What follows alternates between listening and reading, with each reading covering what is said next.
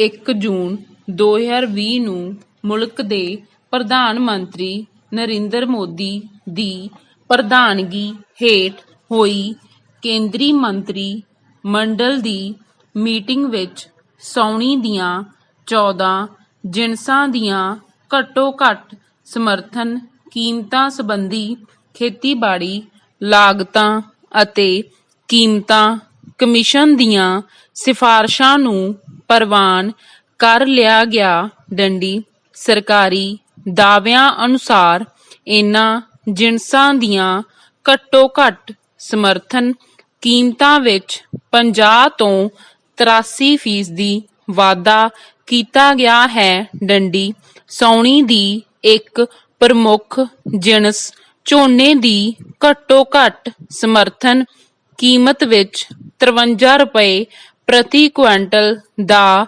ਵਾਧਾ ਕੀਤਾ ਗਿਆ ਹੈ। ਡੰਡੀ ਜੋ ਇਸੇ ਦੀ ਪਿਛਲੇ ਸਾਲ ਦੀ ਕੀਮਤ ਨਾਲੋਂ ਸਿਰਫ 2.9% ਜ਼ਿਆਦਾ ਬਣਦਾ ਹੈ। ਡੰਡੀ ਪੰਜਾਬ ਦੇ ਮੁੱਖ ਮੰਤਰੀ ਕੈਪਟਨ ਅਮਰਿੰਦਰ ਸਿੰਘ ਨੇ ਇਸ ਵਾਅਦੇ ਨੂੰ ਰੱਦ ਕਰਦੇ ਹੋਏ ਕਿਹਾ ਹੈ ਕਿ ਪੰਜਾਬ ਸਰਕਾਰ ਨੇ ਕੇਂਦਰ ਸਰਕਾਰ ਨੂੰ ਝੋਨੇ ਦੀ ਘੱਟੋ-ਘੱਟ ਸਮਰਥਨ ਕੀਮਤ ਸੰਬੰਧੀ 9202 ਰੁਪਏ ਪ੍ਰਤੀ ਕੁਇੰਟਲ ਦੀ ਸਿਫਾਰਸ਼ ਕੀਤੀ ਸੀ। ਡੰਡੀ ਮੁਲਕ ਦੀਆਂ ਕੁਝ ਰਾਜਸੀ ਪਾਰਟੀਆਂ ਅਤੇ ਵੱਖ-ਵੱਖ ਕਿਸਾਨ ਜਥੇਬੰਦੀਆਂ ਨੇ ਕੇਂਦਰ ਸਰਕਾਰ ਦੇ ਇਸ ਫੈਸਲੇ ਦੀ ਸਖਤ ਨੁਕਤਾਚੀਨੀ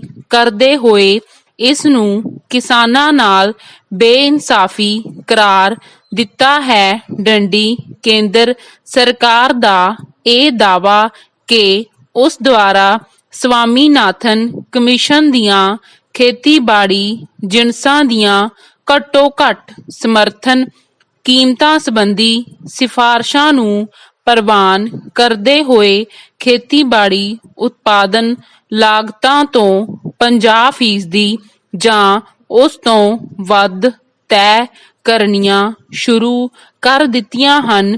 ਸੰਬੰਧੀ ਡਾਕਟਰ ਸਵਾਮੀਨਾਥਨ ਸਮੇਤ ਹੋਰ ਵਿਦਵਾਨਾਂ ਅਤੇ ਵੱਖ-ਵੱਖ ਕਿਸਾਨ ਜਥੇਬੰਦੀਆਂ ਨੇ ਅਸਹਿਮਤੀ ਪ੍ਰਗਟਾਉਂਦੇ ਹੋਏ ਅਨੇਕਾਂ ਊਣਤਾਈਆਂ ਸਾਹਮਣੇ ਲਿਆਂਦੀਆਂ ਹਨ।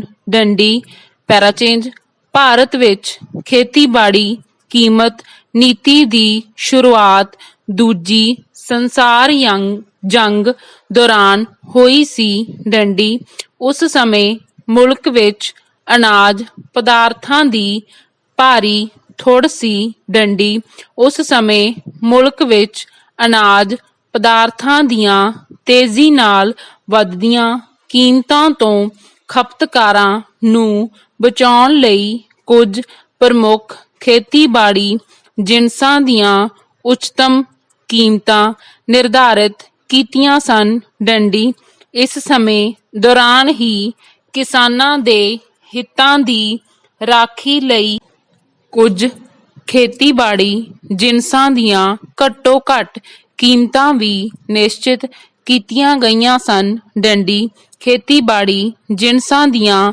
ਘੱਟੋ-ਘੱਟ ਸਮਰਥਨ ਕੀਮਤਾਂ ਦੀ ਨੀਤੀ ਵਿੱਚ ਇੱਕ ਅਹਿਮ ਪੜਾਅ 1965 ਵਿੱਚ ਆਇਆ ਜਦੋਂ ਖੇਤੀਬਾੜੀ ਕੀਮਤਾਂ ਕਮਿਸ਼ਨ ਅਤੇ ਫੂਡ ਕਾਰਪੋਰੇਸ਼ਨ ਆਫ ਇੰਡੀਆ ਦੀ ਸਥਾਪਨਾ ਕੀਤੀ ਗਈ। ਡੰਡੀ ਖੇਤੀਬਾੜੀ ਕੀਮਤਾਂ ਕਮਿਸ਼ਨ ਆਪਣੀ ਸਥਾਪਤੀ ਤੋਂ ਲੈ ਕੇ ਹੁਣ ਤੱਕ ਕੁਝ ਪ੍ਰਮੁੱਖ ਖੇਤੀਬਾੜੀ ਜਿਣਸਾਂ ਜਿਨ੍ਹਾਂ ਦੀਆਂ ਘੱਟੋ-ਘੱਟ ਸਮਰਥਨ ਕੀਮਤਾਂ ਸੰਬੰਧੀ ਆਪਣੀਆਂ ਸਿਫਾਰਸ਼ਾਂ ਕੇਂਦਰ ਸਰਕਾਰ ਨੂੰ ਕਰਦਾ ਆ ਰਿਹਾ ਅਤੇ ਕੇਂਦਰ ਸਰਕਾਰ ਇਨ੍ਹਾਂ ਸਿਫਾਰਸ਼ਾਂ ਨੂੰ ਮੰਨਦੀ ਆ ਰਹੀ ਹੈ। ਡੰਡੀ ਸ਼ੁਰੂ ਵਿੱਚ ਤਾਂ ਖੇਤੀਬਾੜੀ ਜਿਣਸਾਂ ਦੀਆਂ ਘੱਟੋ-ਘੱਟ ਸਮਰਥਨ ਕੀਮਤਾਂ ਕਿਸਾਨਾਂ ਦੇ ਹਿੱਤਾਂ ਵਿੱਚ ਸਨ, ਪਰ ਛੇਤੀ ਹੀ ਇਨ੍ਹਾਂ ਕੀਮਤਾਂ ਦੇ